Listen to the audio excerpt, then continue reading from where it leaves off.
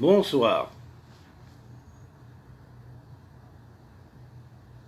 Alors, je vais vous compléter ce que j'avais pas pu faire tout à l'heure, enfin hier, sur la paracha Béalotera, mais rapidement.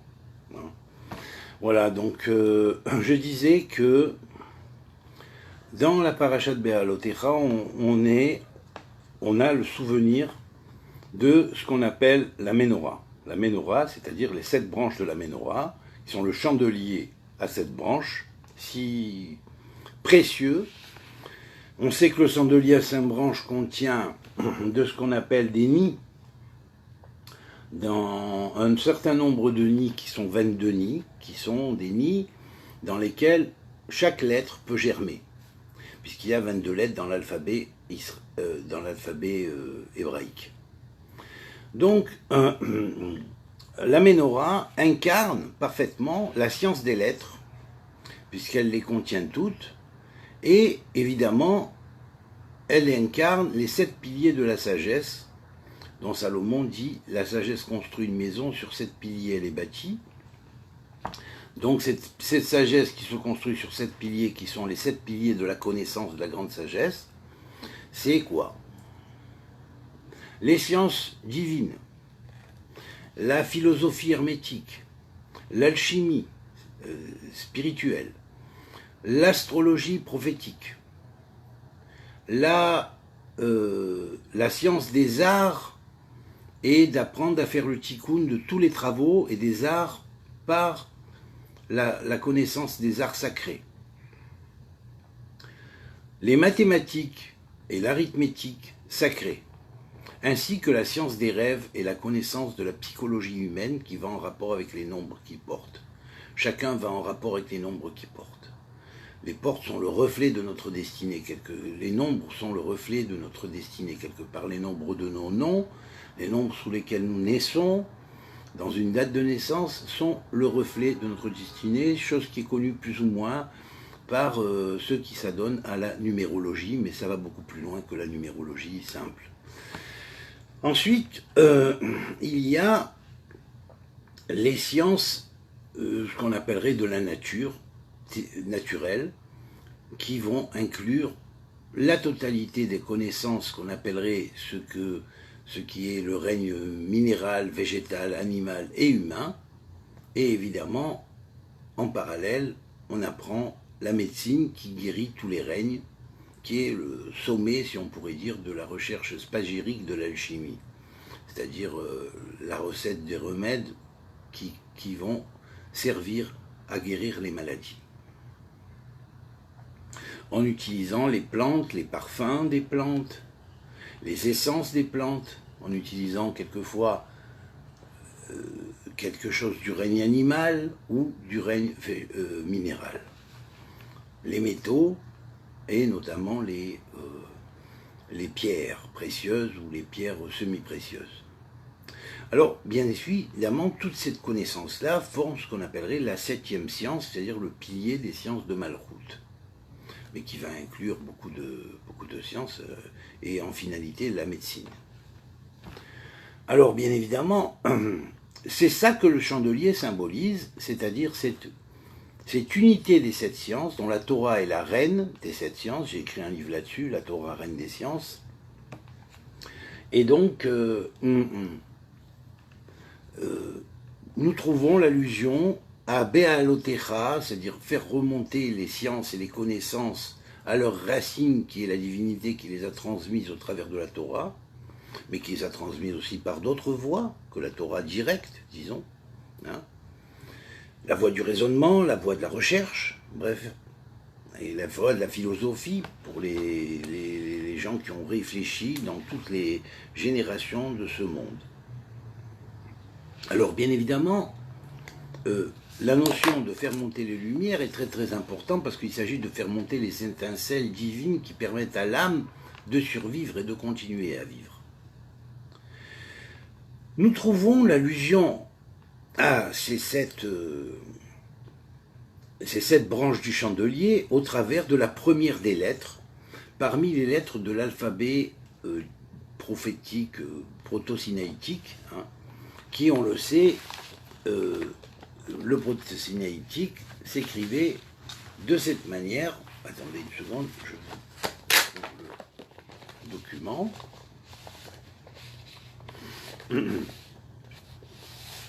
Voilà.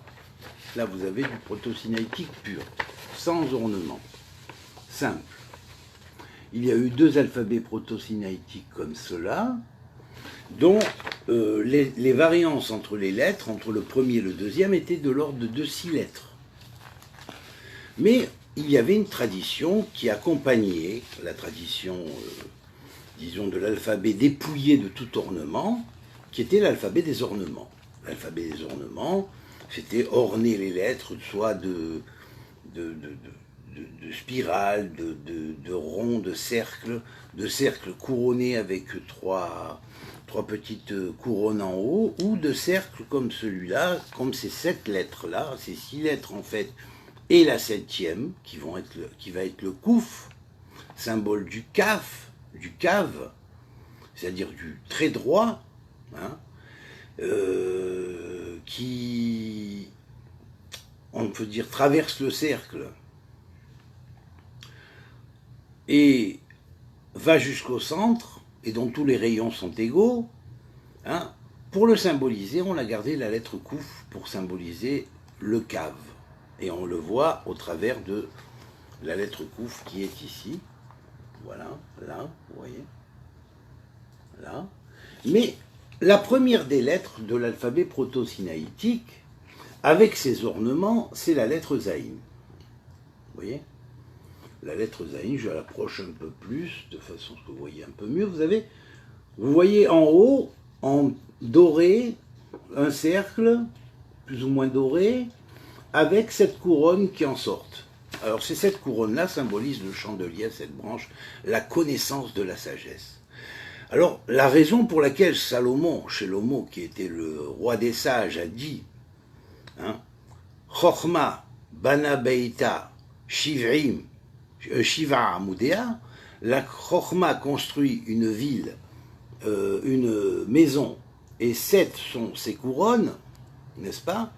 Eh bien, nous l'avons dans cette lettre Zaïn, qui est la première des lettres de l'alphabet proto-sinaïtique, donc qui dans sa forme représente un petit peu la jonction du ciel et de la terre. Le trait d'en bas horizontal, c'est la terre, le trait en haut horizontal, c'est le ciel. Et elle joint les deux mondes, elle fait tonner le chauffard ou la chatzotzra en bas, dans le monde d'en bas, pour délivrer le monde d'en bas, des 7 tikkunim qu'il y a à faire pour délivrer la bria, c'est-à-dire des 7 réparations qu'il y a à faire pour réaliser véritablement le monde du tikkun, Olam HaTikkun, et le réaliser véritablement et faire monter les lumières. La montée des lumières est symbolisée par la menorah qui se trouve au-dessus d'un espèce de cercle là, étoilé, qui représenterait le symbole du soleil, qui est Metaken, les 7 niveaux inférieurs comme Zaïn et 7. Donc ça veut dire qu'il y a 7 branches à la sagesse, et sur ces 7 piliers-là, toute la Torah se maintient et tout le monde se maintient. Voilà. Donc nous avons ici la première lettre qui est le Samer. Ensuite, nous avons le Chet, qui là aussi, vous voyez ici, contient un petit soleil avec 7 branches, c'est-à-dire un Shin à 3 têtes et un Shin à 4 têtes, qui symbolise aussi la Menorah. Nous avons aussi la Menorah dans la lettre Yud, ici, à ce point-là. Oui. Alors là, son ornement fait monter les 7 plans. Là, ici, ce ne sont pas 7 branches, mais 7 plans de l'arbre de vie qui vont monter au travers de la Menorah. Avec toutes les lettres, bien évidemment, puisque toujours dans la Menorah, il y a toutes les lettres. Donc, après, nous avons la lettre Mem, que vous voyez ici, là, et vous voyez, elle a aussi un soleil à 7 lumières qui symbolise les 7 branches de la Menorah ou les 7 couronnes. Les 3 couronnes inférieures de la Torah, de la Keuna et du sacerdoce, Kahuna, sacerdoce, de la Torah et du Malchut, du royaume, de la gestion du royaume, et les 4 supérieurs qui vont représenter aussi la couronne du bon nom supérieure, la couronne de la Torah supérieure, la couronne du Malchut supérieure et la couronne de la Keuna supérieure, c'est-à-dire de la prêtrise supérieure. Puisqu'il existe un Kohen en bas, sur la terre, comme il existe un Kohen dans le ciel, dont Michael et Kohen Gadol. Donc, nous avons ici, au travers de cette lettre même, qui symbolise aussi la matrice en général, hein, eh bien, ça représente la matrice de création des lettres du 22, du royaume, même c'est le Malchut, c'est le royaume, et comment cette Malchut du royaume construit les 7 lumières, ou les 7 piliers de lumière supérieure, et joint aux 3 piliers de lumière inférieure qu'elle va joindre à 4 autres piliers de lumière totalement supérieure, et comment elle va les joindre et les monter en haut. Ça s'appelle la montée des étincelles à leurs racines. Alors ensuite, nous avons la lettre Samer. Vous voyez ici la lettre Samer, qui correspond parfaitement à un arbre séphirotique. On reconnaît ici le Keter, qui est couronné de 7 couronnes ici, hein, le Chochma et la Bina, le Chesed et la Gevura, le Netzar, le Hod, le Yesod est ici et le Malchut est en bas. Voilà. Donc vous avez l'allusion au Séphirot. On pourrait dire que Tiferet va se trouver ici au centre entre Chesed et Gevura. Ce qui va dire donc que les 10 Séphirot sont unies, et elles sont unies, et au Keter des 10 Séphirot va luire le grand chandelier supérieur qui va éclairer des lumières du futur, du monde futur, et du Malchut de l'Ensof, du Malchut de l'Ensof, va éclairer le monde. Alors ce Samer-là, on sait que c'est la clé de Somer Hachem Lechol Anepholim, c'est-à-dire Somer Hachem, il est Somer, l'Éternel, tous les Nophilim, c'est-à-dire tous ceux qui sont tombés, il fait remonter tout, la totalité des forces, s'use dans la force faible, qui est dans le Malchut, en exil, et le Malchut en exil, la force de cet esprit sur la tête, la totalité des forces du mal, eh bien, il y a un moment donné où les forces du mal se sont usées à frapper sur le Malchut, elles n'en peuvent plus, elles tombent tous je ne sais pas comment dire, en caravansérail, oui, peut-être, comme ça. Et puis, bien évidemment, elles sont toutes transmutées et elles remontent à leur source et à leur origine, et tout remonte dans la lumière. C'est la puissance du Malchut qui va remonter et faire remonter les choses en Malchut des Ensof. Par la puissance du Réchimou qui restait à l'intérieur du Malchut en exil. Par la puissance du souvenir qui restait de l'éternel dans le Malchut en exil. Voilà. Ces choses-là, c'est du vécu, c'est du réel, donc j'en parle. Voilà.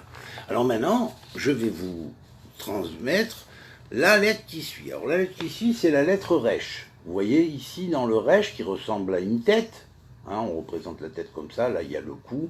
Là, il y a la tête. Ok. Et puis là, au point de la nuque qui représenterait le Luz, qui se termine par un Zaïn aussi, qui est la première lettre qui a commencé déjà la base, eh bien, on va voir qu'il y a aussi un espèce de chandelier à 7 branches qui couronne ce cercle. Alors, bien évidemment, les 7 couronnes qui sont dans le cercle ici vont faire monter les couronnes de roche de la tête. Elles vont faire remonter les couronnes à la tête, et en même temps, c'est les lumières de la résurrection. Voilà pourquoi la lame du tarot, qui est la lame 20, qui correspond au Resh, représente la résurrection des morts. Voilà. Vous savez, au fur et à mesure, vous voyez, tout se concorde, parce que c'est de l'ésotérisme Kalali, ça a influencé toutes les sortes d'ésotérisme du monde, vous comprenez? Alors ensuite, on a le Kouf. Alors le Kouf, qui existe en 2 formes aussi, alors lesquelles existent parmi elles en 2 formes, le Mem existe en 2 formes, le Kouf existe en 2 formes, le Samer existe en 2 formes, le Yud non, il n'y a qu'une forme, le Chet il y a 2 formes, donc là c'est celle qui est représentée, qui va dans l'alphabet proto-sinaïtique 2 et qui est représentée avec sa couronne, c'est cette couronne, et le Vav qui n'est pas ici. D'accord, voilà. Donc vous avez ici quelques-unes parmi les lettres qui sont différentes entre le proto-sinaïtique 1 et proto-sinaïtique 2. Chacun d'eux a donné sa ce qu'il avait à donner, de façon à se constituer ces 7 lettres. Vous voyez, ces 7 lettres, qui vont représenter dans un Magen David les 6 branches du Magen David, avec le Hanabakoar, et bon, 6 x 7, 42, donc le nom de Hanabakoar va être là, et puis, bien évidemment, il va y avoir le cercle global qui entoure tout, qui va être représenté par la 7e lettre, et qui va représenter ce qui va en plus jusqu'au centre. C'est le Kouf. Le Kouf qui est la clé du Mishkan, du Bet Amikdash, excusez-moi, du Bet Amikdash, c'est-à-dire de la maison de prière de Dieu, c'est-à-dire le temple, qui est la clé du Kadosh, du saint, du sacré, du Kodesh, de ce qui est codé et Chadash et nouveau, sans arrêt nouveau, hein, eh bien, c'est le Kouf qui va être la dernière touche, c'est-à-dire la touche centrale. Voilà. Et on va voir les 6 branches de base qui sont la clé du cercle aussi, parce que n'oublions pas que le Magen David, par l'écart d'une de ses branches à l'autre de ses branches, qui est de 60 degrés, est équivalent au rayon. Donc il en faut bien une pour symboliser le rayon, et c'est particulièrement le Kouf qui va symboliser le rayon, alors que les 6 autres vont représenter chacun une des branches, et vont être placés sur une des branches. Et chaque branche, bien évidemment, contient 7 branches, puisqu'elle va exploiter les 7 autres branches de la sagesse qui sont à l'intérieur de la branche de sagesse qu'elle développe.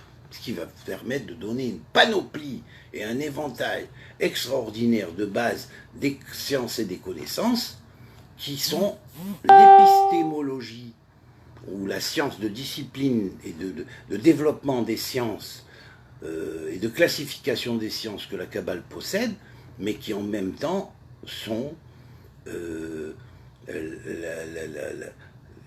dont chacune est Ikalelut de toutes les autres, c'est-à-dire elle contient toutes les autres, donc elle peut permettre des nuances et des nuances et des nuances dans chacune des disciplines des sciences divines qui ont été transmises par tradition depuis Moshe et Aaron et aux anciens, et ainsi de suite. Est-ce que ça a été dans les premières générations jusqu'à l'exil de Babel? Après l'exil de Babel, ces choses-là se sont estompées, on a limité.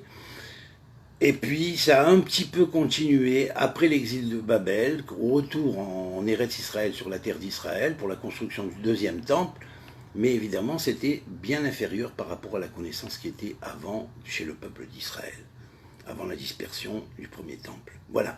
Donc là, je vous ai montré ces lettres-là, vous voyez en haut en achourite, ici, c'est le Zaïn, le Chet, le Yud, le Mem, le Samer, le Resh et le Kouf.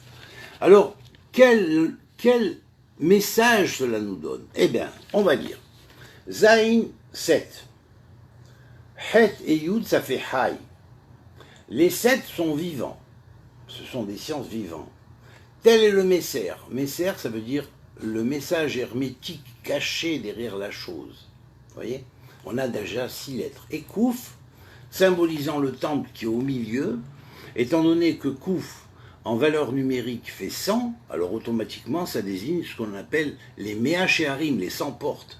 L'ouverture des 100 portes, c'est les portes de transmigration des âmes. Toutes les âmes transmigrent par les 100 portes. Mais, si Jérusalem est appelée Sha'ar HaShamayim, la porte du ciel, c'est parce qu'il y a plus que 100 portes. Mais toutes les plus que 100 portes passent par les 100 portes. Les 100 portes, c'est la base. Voilà, Mea Shearim, les 100 portes.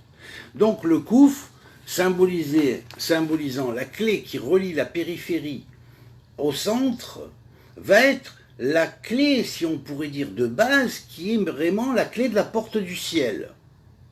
Et c'est le Kouf. Kouf écrit en valeur numérique pleine, c'est-à-dire Kouf, Vav et P, va faire en valeur numérique, donc, va faire passer du nombre 100 au nombre 186, qui est la valeur numérique de Makom, c'est-à-dire elle est le lieu sacré. Le lieu sacré, Makom, c'est le lieu sacré, mais c'est aussi le lieu dans lequel Dieu est présent partout, c'est-à-dire le lieu d'omniprésence. L'Éternel, Dieu d'Israël, le Dieu de l'univers, est partout et nulle part. Et comme l'avait dit l'Hermès Trismégiste, qui est un des noms de Hanor, sous un autre nom, l'avait dit, il avait résumé ainsi: Dieu est le point le cercle dont le point est partout et la circonférence nulle part. Voilà. Donc ça c'est partout, dans tous les espaces-temps. Voilà. C'est le Makom suprême, le Makom Kadosh sacré. Alors bien évidemment, lorsqu'on prend les 6 lettres sans le coup, sans le centre de gravité, on pourrait dire on a 42, c'est-à-dire le tikkun sur ce qu'on appellerait les 42 stations que les Hébreux ont traversées dans le désert, qui étaient symbolisées dans l'Égypte ancienne par les 42 étapes sacrées que tout scribe devait parcourir pour recevoir une initiation complète à tous les mystères originels de la tradition primordiale qui était détenue en Égypte à cette époque. Et donc, automatiquement, nous avons le passage par ces 42 formes et voix, qui sont les 42 voix, dont la 43e, on sait, va être la voie de la résurrection qu'on va trouver au travers du Kouf ici, dans la première de ces branches. Et puis il en reste 6 autres qui, elles, vont aller jusqu'à 49 et vont aussi inclure la totalité des lettres, des noms des 12 tribus d'Israël, puisqu'il existe 49 lettres dans les noms des 12 tribus d'Israël. Alors vous voyez ces 49 lettres, elles sont réparties en 12 secteurs et, conjointes avec d'autres lettres supplémentaires, qui sont 23 lettres en tout, elles vont former ce qu'on appelle le grand nom de Dieu, le Shem HaMeforach. Et voilà comment le Shem HaMeforach, quelque part, se rejoint quelque part avec le Shem Membet, ou le nom en 42 lettres qui préside au Tikkun, alors que le nom en 72 lettres établit tout l'ordre dans la création, et dans les hiérarchies, et dans les empires célestes et terrestres. Voilà. Voilà. Donc, ça veut dire quoi? Ça veut dire, sache que ces 7 piliers de la sagesse, ces 7 lumières qui sortent de chacun des 7 chandeliers, en fait, à cette branche, sont high, ils sont vivants. Ne va pas croire que ces lettres-là sont des lettres comme ça. Ne touchez pas mes lettres. Attention, disent les Égyptiens en ce qui concerne leurs hiéroglyphes. Là aussi, il ne faut pas s'amuser à toucher comme ça. On touche, on connaît, et là, on voit que la lettre elle-même jaillit des lumières. Elle rappelle aux enfants d'Israël qui ils étaient, comment ils ont reçu, quelle était la tradition, on pourrait dire cachée, Baal Pé, que Moshe et Aaron ont transmis aux anciens d'Israël d'abord, aux sages et aux prophètes, et aux sages d'abord, aux anciens d'Israël, puis aux prophètes, puis aux membres de la grande assemblée. Voilà, c'est ça, il suffit de les voir pour se rappeler. Voilà. Alors bien évidemment, lorsqu'on compte ces lettres, on va voir qu'il y a donc Zayin Hay, mais que ça forme la chose, ça forme aussi les lettres de Hazi, Hazé, c'est-à-dire Yihoz, c'est-à-dire il va recevoir, ouvrir un peu plus de son pourcentage de vision des choses cachées qu'il connaissait. Il va rentrer d'un ahouz à un ahouz supérieur, en sondant les profondeurs des choses, en rentrant dans la prophétie qui jaillit de ces lettres. Alors voilà, et après Messer, il y a derrière elle un message. Il y a derrière cela un message. Et ce message, il émane du Mékor, puisqu'on va trouver les lettres de Mékar, Mékor, Mem, Kouf et Resh. Regardez, Mem, et en plus dans l'ordre, pas dans l'ordre, Mem, Kouf, Resh. Et on trouve Mem, Kouf, Resh, qui c'est la racine de Mékor. On trouve la racine de Messer.